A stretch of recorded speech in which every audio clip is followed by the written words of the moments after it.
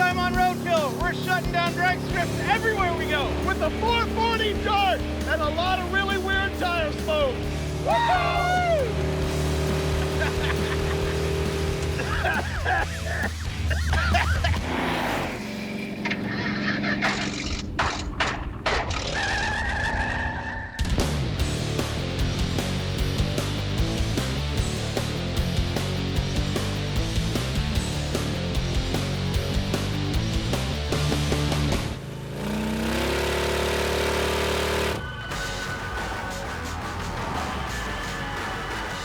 Check us out. We are at the Vice Grip Garage, Rusty Acres in Tennessee. More on that later, but more importantly, you've never seen my 68 440 Dart. I have not, and I like it. I love the hood scoop. It's pretty great. And this is the car, at least I think according to Instagram, that you've virtually restored.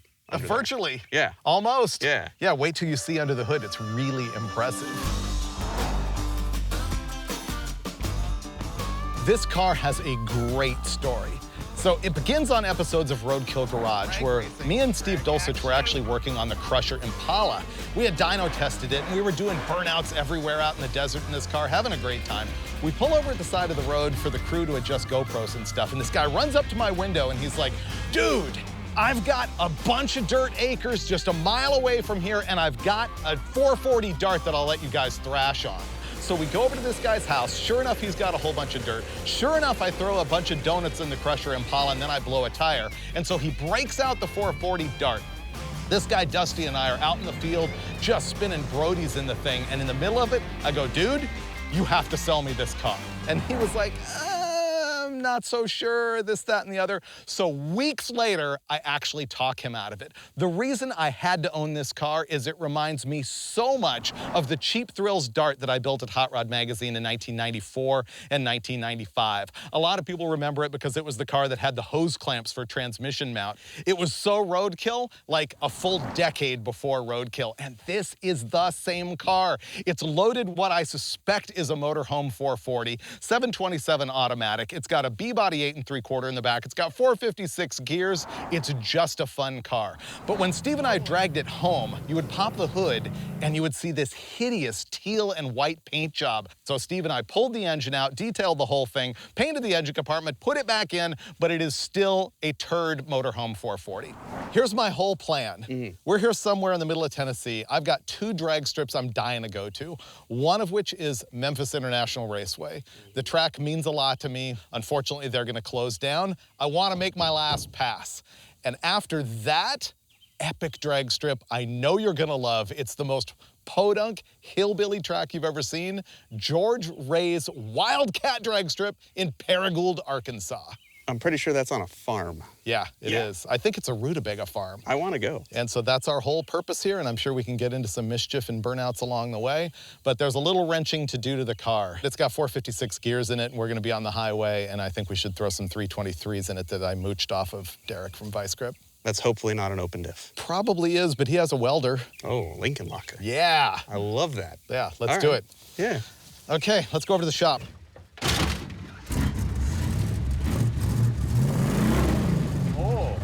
Ooh, it's bumpy over here. I don't want to kill my oil pan first thing.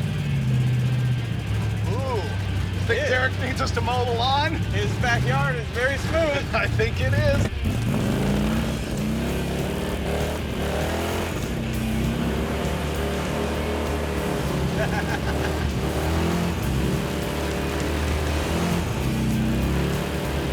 The grass will grow back in a week, don't worry. Right around the Christmas trees.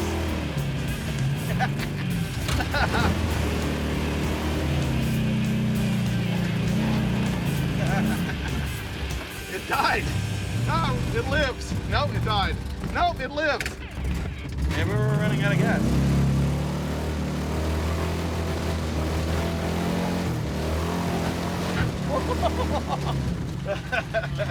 This thing revs pretty good for a motorhome motor. Yeah.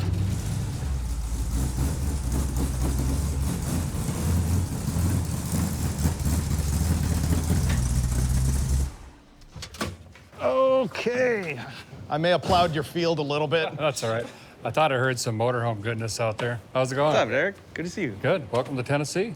So Derek here is, of course, from Vice Grip Garage on YouTube, but you also have a new Motor Trend show. It's Roadworthy Rescues. Yep. Rescuing cars out of yards. Yep. Doing what I like to do, just pulling things out of tree rows and making them run.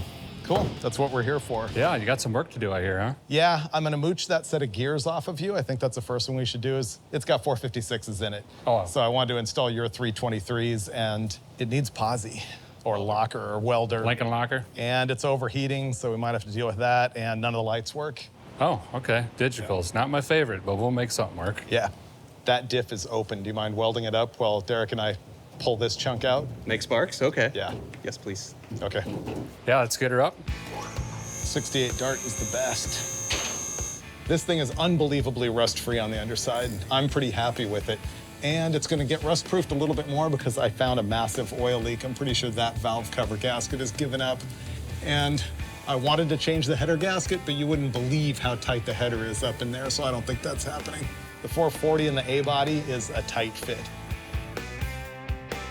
Outside of Derek's shop, this is the new center section that's going in our Mopar rear end. Freiberger says it allegedly has 323 gears, which will be way more highway friendly than the 456s that are in the car now. I also know that it is an open differential, which means that the left and the right wheel are not directly coupled to the input shaft. When this turns, if one wheel loses traction, somehow by witchcraft inside of this, all the power goes to the wheel that's spinning and the other one never actually does a burnout. And that's a one-wheel peel, it's a one-legger, it's one stripe down the highway, it's no good. So what we're gonna do is clean this and then go in there with a MIG welder and weld the spider gears in the center together so that all of this is a locked unit, so that when we step on the gas pedal, the trans moves, the drive shaft spins, the ring gear and the pinion are connected, the wheels are connected, everything happens at the same time and both tires spin when we want them to. So the process is going to be remove the wheels and tires, remove the brake drums so that we can pull the axles out, and at that point we can go underneath, remove the drive shaft, remove all of the nuts that are holding the center section in, crack it loose with some sort of implement of destruction, let all of the gear oil go all over Derek's floor, crack it out, and then replace it with the one that Mike is welding up solid so that we've got two-wheel peel. Here's the thing about this. The rear end is out of a B-body, like a Charger or Roadrunner, and it's too wide for the Dart. And so it requires this Jeep Cherokee rear wheel that has more back spacing, but I'm getting the hint that maybe that center hole is a little bit small for the index on the axle. Oh, there you go. But that's why we've got Derek Bieri, the man, the myth, the legend. So do we Dremel these out or just keep ignoring it? It looks fine from here. 10-4. When the drum is welded to the index like that, here's the Freiberger trick. Gotta be a ball peen though. Yeah, I see it moving. There you go. I'll be. Look at that. Ta-da! That was actually stuck on there too. And you did not think this would be educational, did you? Oh, that one's gonna be a little trickier. There we go. And spring parts and parking brake adjuster parts everywhere. All right, I'll pull the axles out of this thing.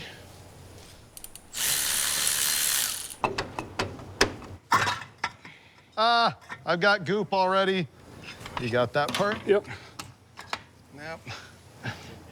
Is it out enough? Notice how Derek and I know how to work together without ever having worked together. I knew I could trick him into doing all the work. There we go. That is some black gear oil. It is, and it smells delicious. Nope, it's really bad. Well, I doubt it's ever been changed, right? You would think whoever put this rear end in the car, because it's not original, would have maybe done that, or whoever put the 456 gear in it. You good? Bye-bye. That's a little chewed up, isn't it? See where the pinion gear has been eaten on the carrier right here? Oh yeah, it's metal soup. All right, well, we won't be putting this back in for the drag races. This is not a 456, it's a 391. When I first got the car, it was revving so high on the freeway, we calculated the math and thought it was a 456. It's actually a 391, but the converter slippage was so radical that it seemed like it was a lower gear because the converter was letting the engine rev. Well, has been liberally cleaned. I have also coated the ring gear in anti-splatter gel, which is something you usually would stick in the end of your MIG gun nozzle to keep the weld from sticking to it. In this case, I don't want any of the MIG weld sparks or slag to end up on the ring gear, because that's one gear we're not trying to weld here. We're just trying to weld the spider gears directly to the right of the ring gear.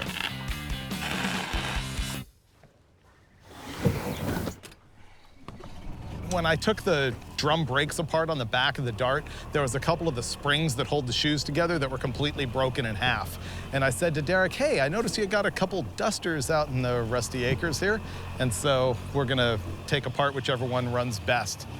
75 is what these are? Yeah. You want one this starts on fire randomly, so let's do this one. There you go. Okay. Oh, too easy. Ta-da. Great. All right. And that's what friends are for. All right, when I buy this from you in like 3 years, I'll forget that that happened. Yeah. Something wrong with the brakes.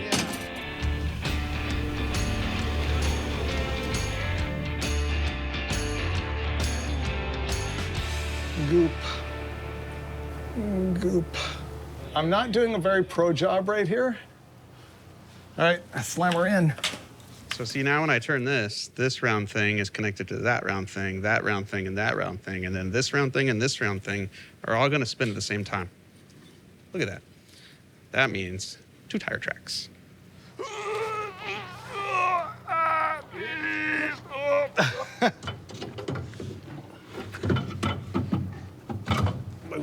Thank you, guys. Couldn't have done it without The you. movie sound effects were a nice touch. I liked it.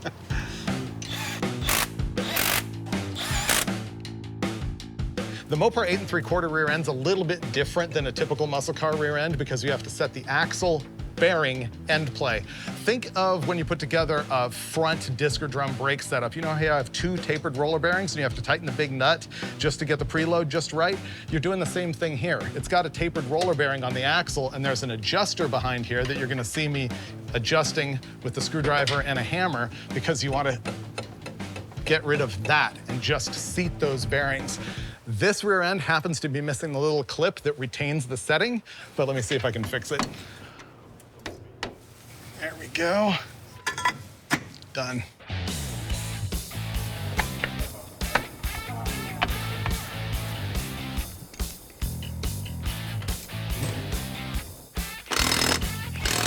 We're done with the rear end project and the brakes, and now we're moving on to trying to make at least the tail lights work, if not the headlights too. Oh, they're just dirty. I hope so. Dust all over them. Well, that and the brake light switch is disconnected. We're almost ready to go. Rear end is back together. Brakes are back together. There's a drive shaft in the car. However, there are no functioning lights anywhere. Not headlights, not taillights, nothing. Knowing us, we're gonna end up driving in the dark tonight. Rather than go right to duct taping flashlights to the nose of the car, we're gonna try to make the lights work. So we got no power to there, so that probably means the fusible link is gone. Already we know that there's no power coming in here to the fuse block, and so these guys are under the hood checking the fusible link to see if that's the problem.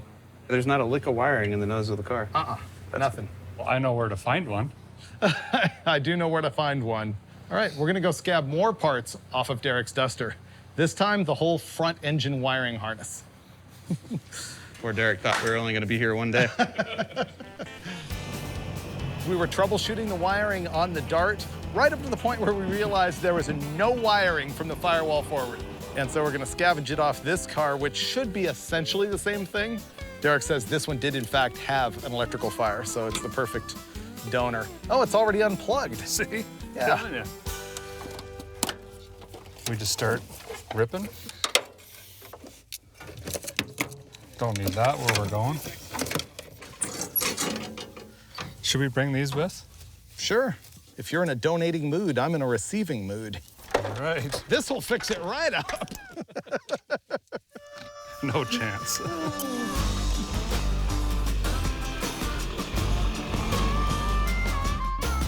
This is the wiring harness out of the Duster, and we're gonna give it a little hedge trimming, get rid of a lot of the stuff we don't need. We're going by memory online wiring diagram and dead reckoning. Like, that car had electronic ignition. We don't need that. We do need the whole headlight wiring harness. We kind of want the charging voltage regulator wiring harness.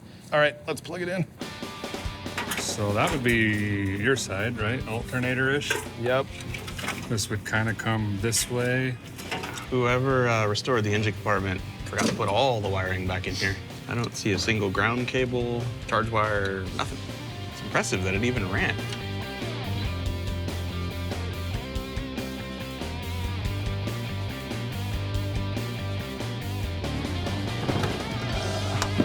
This fender is all pushed in, so is the bumper and everything, and once I got this off, I couldn't get back on. So Derek broke out a slide hammer and a piece of wood, and we just bodyworked it. Ah, Oh, look at that.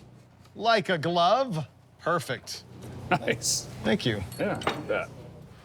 This is the moment. We've got either success or fire. Mike's hooking up all the power. Got like 4 different power wires now hanging off everything. Ready? You ready to, All the candle powers, please. yeah, headlights? Yeah. Yeah. How about brights? Yes. Wow. Both of them? Yes. No smoke either. Wow. How about taillights? Taillights. Oh, you got a side marker back here, bro. Here's a side marker. It's the O-Dart. So is this running lights? Yeah. You're blinking the right. Blinking left? Now you're blinking the left. Okay, still no brakes, right? Oh, there's no power going to the brake light switch. Remember the switch is disconnected? That's an easy fix. Yeah. Okay. The used wiring harness worked. We have headlights, we have tail lights. We don't have brake lights yet, but Derek's about to fix that. Our last big conundrum is firing it up to see if the charging system works. And if so, then I have to guilt Derek into giving me a few parts like an electric fan for the road, and we're out of here. It's working. I mean, it's 12 and a half, but it went up from 12.18. It's working. It's working the right direction. Derek, we're out of your hair. We're on a road trip. All right.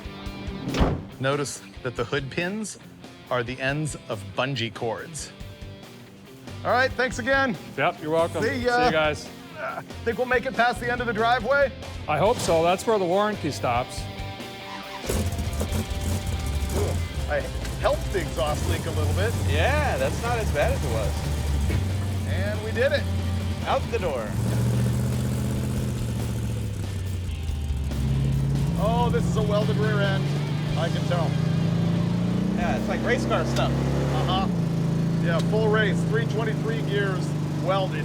Chirping around every corner in a parking lot. Yeah. I like the noise. I do. I gotta be honest. It would have been too embarrassing to have a one-legger for all the burnouts I'm gonna do. Oh, we didn't put air in the left front tire.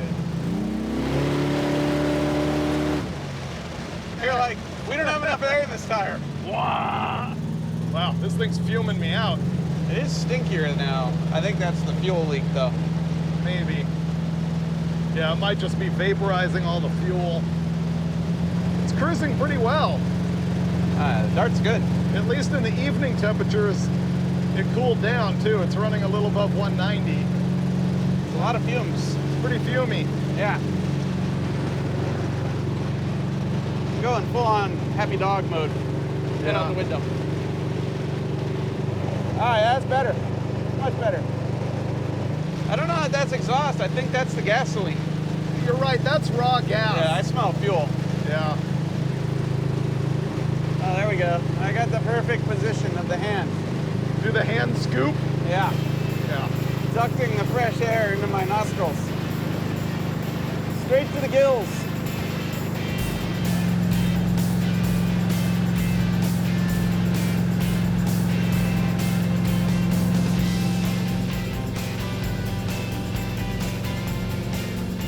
The air-fuel ratio on this thing right now is 1 to 1. That's aggressive. All right, we're calling it a night. We're gonna have to fix some stuff on this first thing in the morning. It's undrivably bad. I can't see. I know, I just gotta get out of this thing. Don't care. Ah, bail out. Holy cow. Man, we've had it bad, and this was the worst.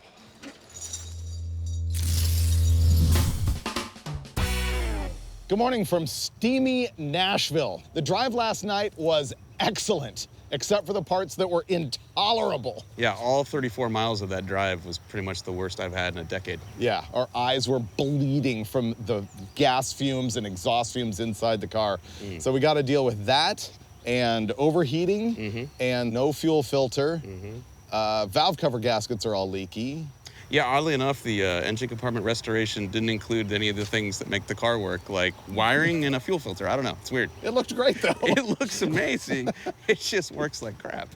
We already found out that our radiator cap was junk, so we're going to slam another one of those on. Hopefully that solves the cooling problem. If it doesn't, we'll put on an electric fan later on. I really would like to figure out how to fix the fuel leak at the gas tank, because I think it was actual raw gasoline vapor in the car yesterday.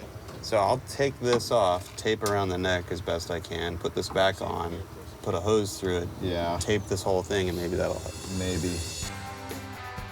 Mike moved on to the noxious fume abatement program back at the trunk, and I'm gonna start off here with the fuel filter. I'm trying desperately not to ruin this expertly built hardline that Steve Dulcich on Roadkill Garage assembled for me. I think I can get the filter down at the bottom in between the fuel delivery pipe and the fuel pump itself. Right now the hose is only about that long, and so I'm gonna have to put a big whoop-de-doo in it, but it's better than hacking that brilliance right there. We're going to tape up the fuel filler. We're going to add the vent hose to the fuel filler that's completely missing and pointed into the trunk. We're then going to tape up all the holes in the trunk and probably tape the trunk lid to the car because it's missing the seal around the trunk. And what happens is the exhaust that's dumping out back here ends up doing one of these deals and going right back into the car, suffocating us. All right, I already made a fuel leak. See if I can get this done quickly enough to avert total disaster. Note that I'm only using the really sticky stuff on the floor, not the outside of the vehicle, because this would take what's left of this paint job right off this car. This is unfun right now. There's the gusher. This is why I disconnected the battery, so I don't arc across the back of the alternator with a tool and set myself ablaze.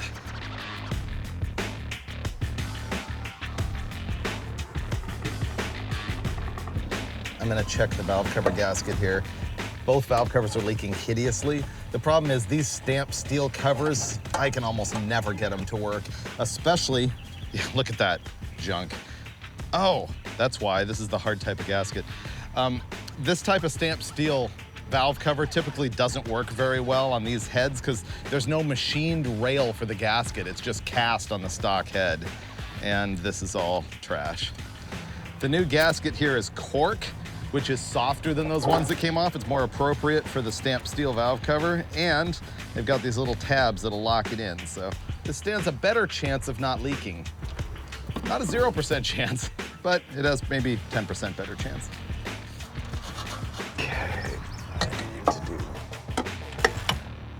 So in a normal car, this would be a problem. I'm just taping up the largest cargo area of the whole vehicle, but this is a 68 Dodge Dart. It's got all kinds of room behind the front seats for tools and luggage and everything else. So pretty much, because we're not hauling dead bodies in the trunk, this is an okay move to make. Except for the part where Freiberger gets mad that I taped on the patina. That's gonna be more better. We'll find out on the road, right? Ah, I feel good. We put way too much effort in it. Ready for the final mod? Going to eradicate all traces of exhaust and fuel with black ice. Black ice. Yeah, I don't think that covers petroleum smell. Oh, yeah, it does. You combo the black ice with the vanilla. Oh, that's right.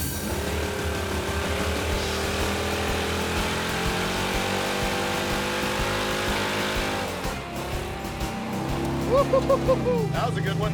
You went full-on Steve Dulcich. No warm-up or nothing, just wah! It's a motorhome 440. What could go wrong? I'm not suffocating at the moment. It sounds great. At higher speeds is when it was worse. Yes, that's the test, the highway.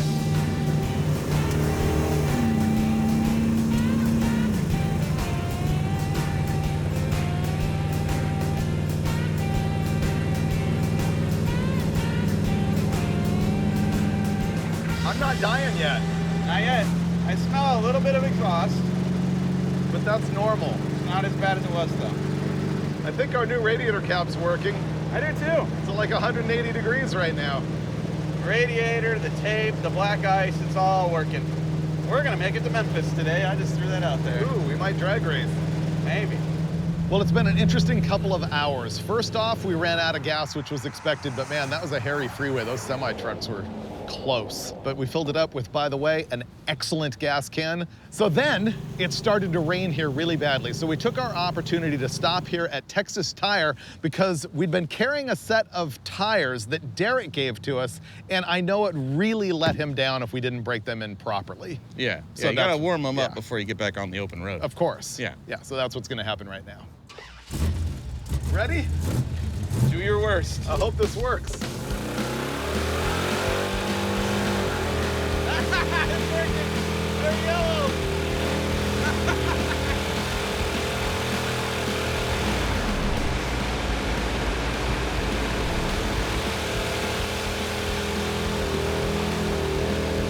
They're bright yellow.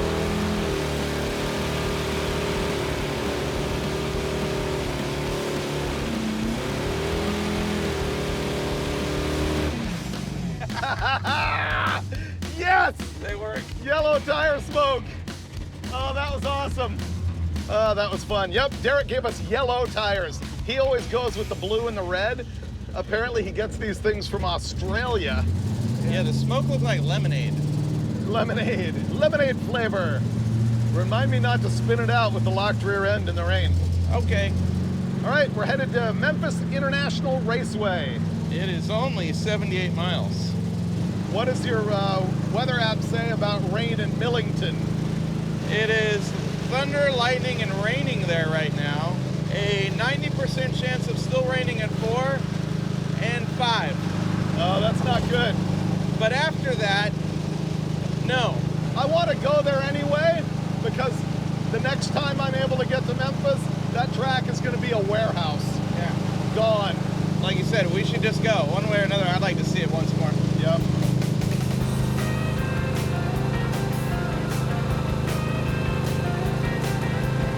The Dart might be my best currently running highway cruising muscle car. It's pretty darn good.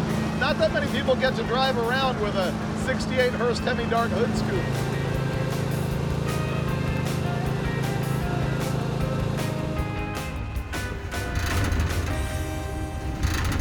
This time on Roadkill, we spend like an hour and a half out of gas at the side of the road. So I asked my Instagram followers to decide what's cooler, O-Dart or El Darto. El Darto wins by 82%. Those people love tacos, too. The 1968 side marker light looks like an O. So on one side, it's O-Dart. And on the other side, it's Darto. El Darto. Not quite the same. Put your foot to the floor. Oh my God! Shift 9 times. There's a new Fast and the Furious movie coming out. Yep. Oh wait, Mason's here with our gasoline. Here we go. Ooh, all right. It's like 19 miles. Yeah. Stuck 5 gallons in. Right, we're out of here. We're gonna go find out that the drag strip's closed. I did use up all our pump shot. There we go. And that might be it. Let's ride.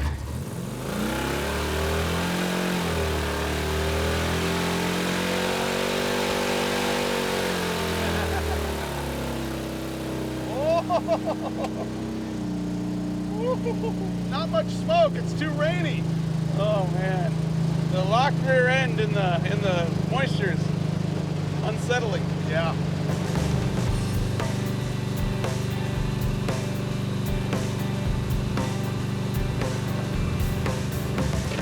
I see it.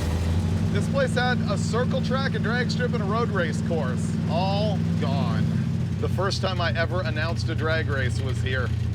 Well, here's the skinny on this place. Fortunately, we were able to get a hold of a groundskeeper here, and they were gonna have a test and tune tonight. It rained out, but they've let us come in and check it out. So This was one of the nicer tracks I've been to too. It's a bummer. just so much history. Let me go look around for the last time. We made it to Memphis International Raceway, which is this drag strip, and there's also a circle track and a big road race track here. We didn't make it for the test and tune tonight that was canceled. I really wanted to make my last pass here, but I'm really happy that we made it at all, and it's so cool that they let us in here just to look around. This track has just meant so much to my career. I was on staff at Hot Rod Magazine in 1992 when we held the very first Hot Rod Fastest Streetcar Shootout here. And that's the event that kicked off the whole street legal drag racing scene. I started the Pump Gas Drags here in 2003, and Hot Rod Drag Week and Power Tour have been here multiple times.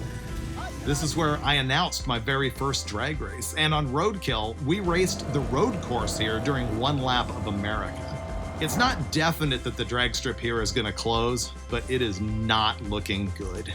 And it's very sad to me that this is probably my last time at the track. Let's do burnouts.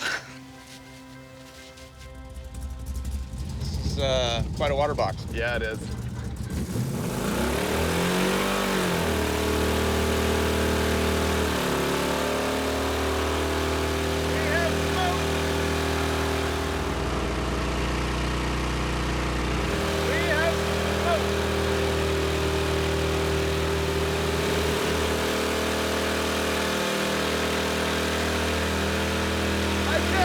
Anymore. How about you? I totally can't see you. That's because I'm not here. Woo! You're not on fire, though. Don't worry. Woo! Look at that. You just achieved full-on Cheech and Chong mode. That is awesome. Brilliant. This is a good demonstration of why we're suffocating while we drive. Oh, that was fun. But now we're going to drive all the way down for the last time.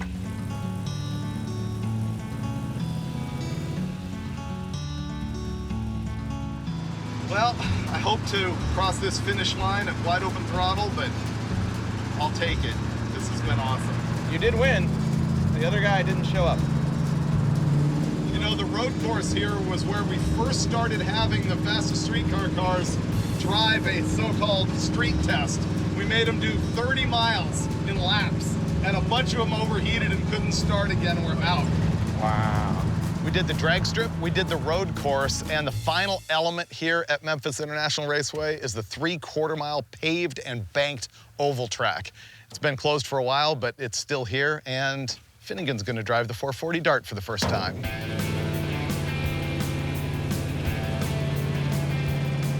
I can't believe we're getting to drive around this track right now. I can't believe I've never been in this track in all the times I've been to the drag strip. This is pretty spunky for a motorhome engine. This is cool. Imagine 6,000 people sitting in these stands. And going 180 right here, or whatever they do. Wow. Yeah, that's gnarly. Bye-bye, Memphis. Whee!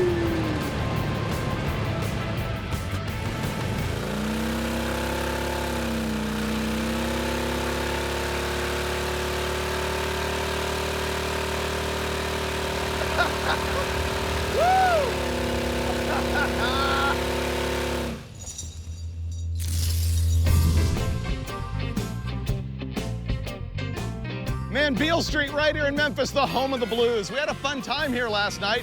Some of the crew had a more fun time than others. And this morning we ate breakfast at the historic Arcade Cafe. And now we're doing what? Another drag strip that probably isn't open. This one we know isn't open. So we're gonna head out to that. And then tonight we'll be at George Ray's drag strip for the test and tune. All right, let's go.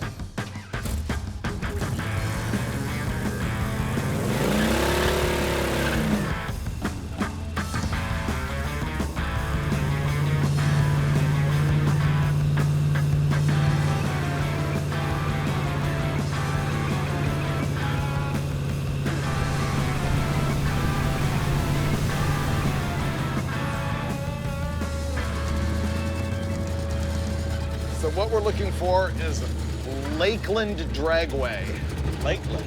Yep, How have I heard that name before? I'll let you know. This isn't the one from 2-Lane Blacktop. Yes, it is. Oh, no way. Yes, this is the very last scene of 2-Lane Blacktop. Oh. I was gonna break that news to you, but you figured it out. Wow. Yeah. When did it close? 1979. So after the movie came out, but not by much, right? When did the movie come out? I don't remember. It was in the 70s, though. Yeah, 72, something like that. Wow. This is it. This is it, right? I'm so proud of you that you knew. Let's have a look. Wow. This is cool. Nice surprise, Freiberger. Thank you. What we're looking at here is the site of Lakeland Dragway, which opened in 1960, closed in 1979. They had the drag strip and a big road racy track, just like Memphis, and also an oval track, just like Memphis, but gone, closed. The main thing you care about this for, though, is it is the scene where they shot the final conclusion of Two-Lane Blacktop. Yeah, where it all melts and everything, and he's banging gears off into outer space. Yeah, very existential. Yeah. But there's nothing really left here. I'm glad we came. It's cool to see, you know, sort of where the ghosts of the past were, but there's no relics here anymore. But if you want to see it, you can still, you know, go off-roading in your muscle car. Which is probably what we're gonna do about halfway to George Ray's when I blow one of those bald rear tires and we spin into a ditch, but we're gonna try and get to George Ray's drag strip and actually make runs. We got this. So this is like last race, film melts, the whole deal? Whole deal, yeah. Film melting. Let us just fade away into oblivion.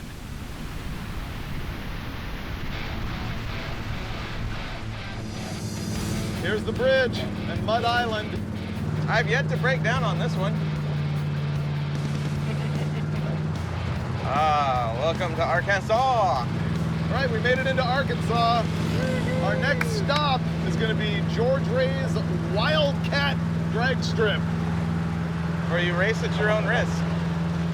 And I will. We got a long way to go and a short time to get there. I'm eastbound, just watch old Bandit run.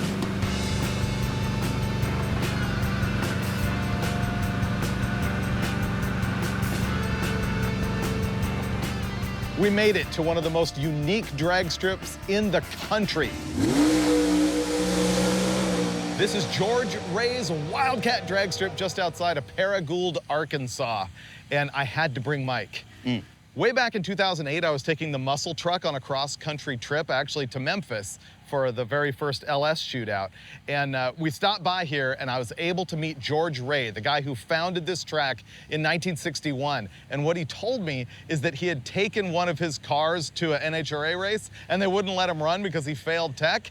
And he's like, I can handle this. I'm gonna build my own drag strip on his bean farm. And that's exactly what he did. He started laying in gravel, making a flat spot, and ultimately built a quarter-mile drag strip here. And as the car started getting faster, it went to 1/8 mile. So honestly, this is like one of the most raw and pure drag strips you'll find anywhere. And I haven't been here in a long time, but I'm gonna show Mike for his very first time. The first time I came here, it was the one that had been here since like the late 60s or something, and it was just falling down. They rebuilt this one a few years ago. This is so close to the surface, like, Yeah. if it launches a drive shaft. Yep. Look out.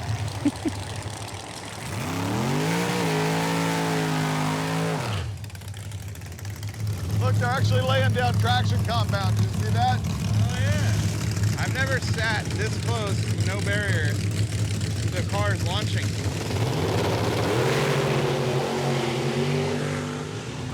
So what are the top 5 most incredible reactions you've had so far at George Ray's? I'm just blown away by how close the parking lot is to the starting line.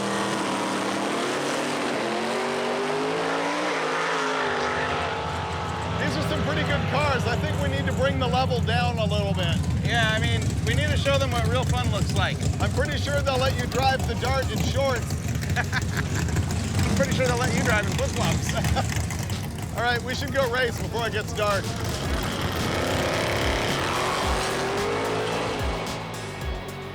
Well, here we go, the reason for this entire episode. I am finally gonna make a pass at one of the most special drag strips anywhere, George Ray's. It's gonna be anticlimactic performance-wise, but I don't care. It's gonna be huge for me personally. I'm gonna run my car at George Ray's. Oh, he found the water. Nice.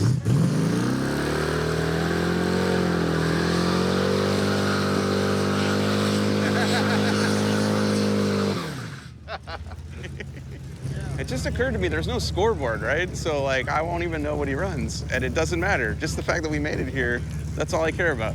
All right, I have no idea where the beams are here, so I'm creeping up. Wow, it's close to the tree. It's so weird. Okay, there's pre-stage, there's stage.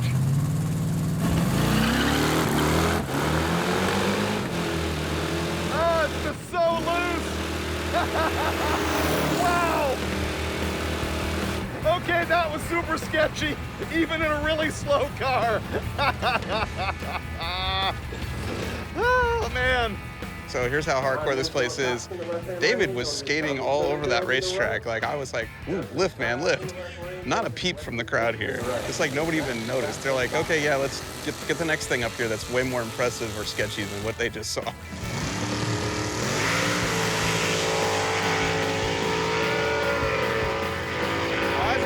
Right there. Well, I'm gonna go one more time. They didn't give me a time slip, but I don't particularly care. It's really just about the experience of it. And it's different, that's for sure. Oh, Freiburger's going again.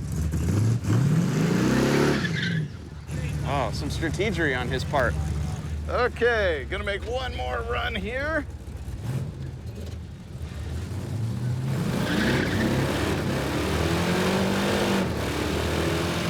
He is spinning his tires the whole way.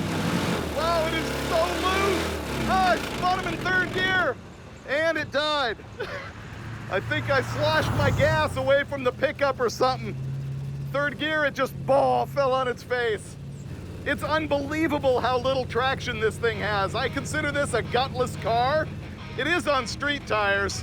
It just didn't want to go anywhere. The track is so rough and loose. Well, there you have it. Our first ever trip to George Ray's Wildcat drag strip, and claiming success. I don't care that it fishtailed all the way down the track. We made it here, and that's all that really matters. We don't have the nicest car, we don't have the fastest car, but I guarantee we had more fun than anyone else. I don't know how those guys do it.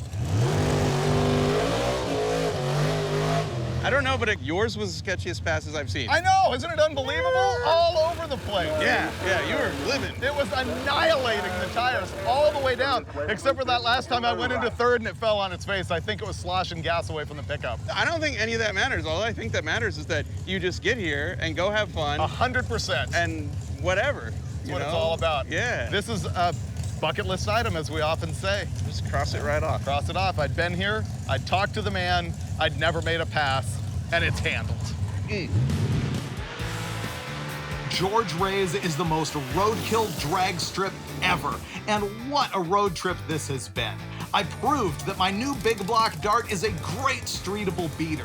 I got to wrench with my buddy Derek from Vice Grip Garage and welcome him to Motor Trend. When we hit the road, we saw that great abandoned drag strip that meant so much to Mike, and then we visited that Memphis track that is such a part of my life, and it's probably the very last time I'm gonna be there.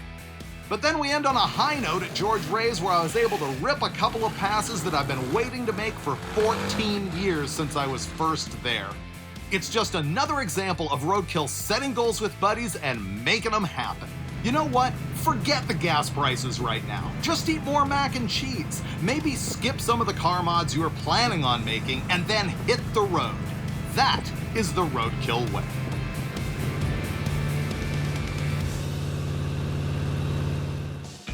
I only found out today that we still have Roadkill stickers. Oh, that's not a still. Those are new. Oh.